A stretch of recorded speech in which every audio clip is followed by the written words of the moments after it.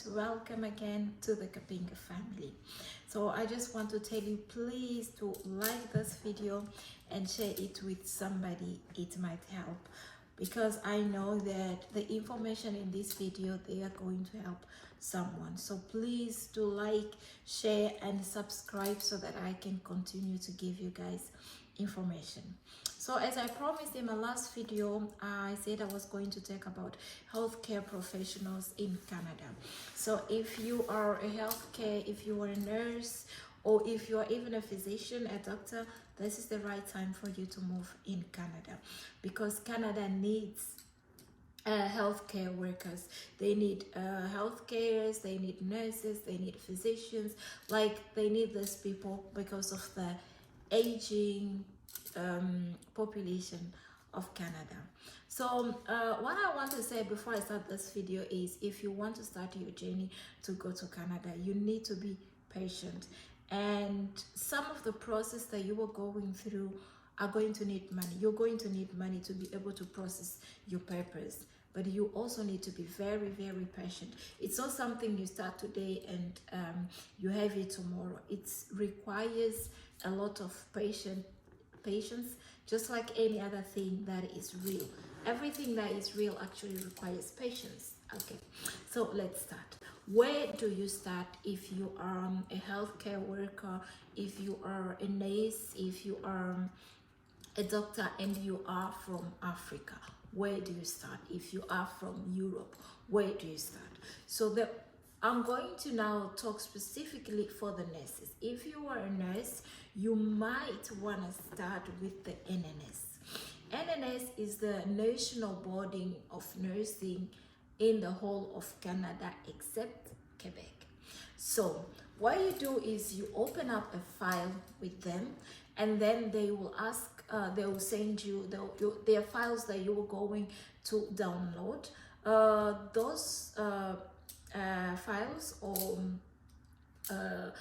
papers, you will take them to the institution of your education, and they're going to fill them in. When they fill them in, the NNS always requires the institution to send those papers directly to NNS.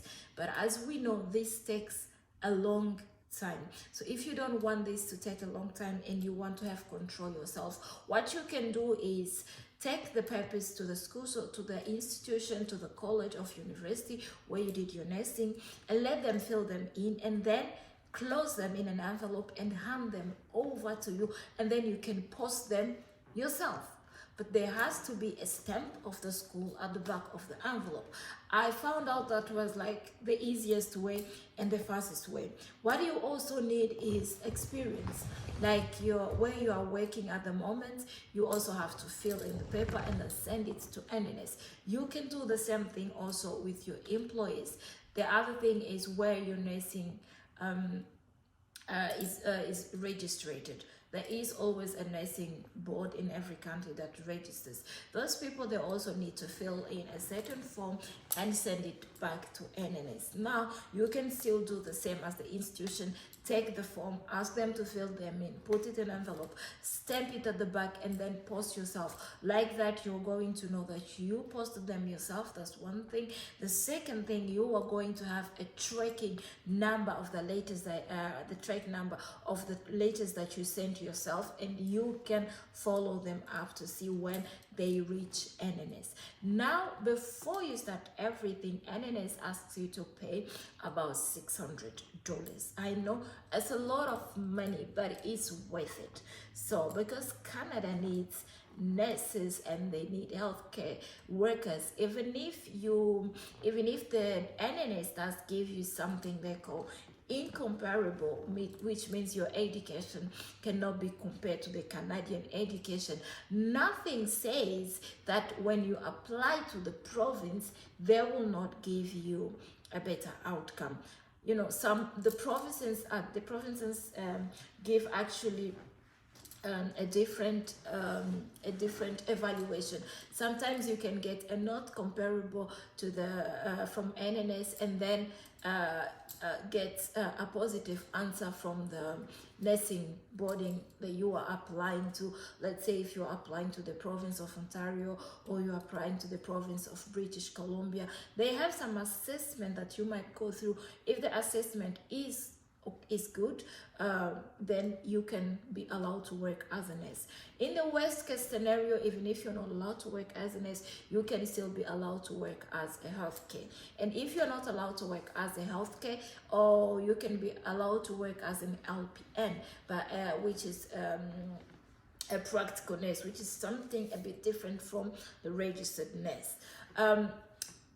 In either way, you are still going to get something. However, if you want to apply for the PR, it doesn't matter whether you have applied to the province or not, because when you're applying for the permanent resident, they're just going to look at the results that you got from the NNS. Because let's say you want to apply to the province of British Columbia, what you have to do is get your results from NNS and send them to them directly, because they know that in the worst case scenario, you end up working as a healthcare worker, and they need healthcare workers, so they really don't mind. They're definitely going to give you documentation.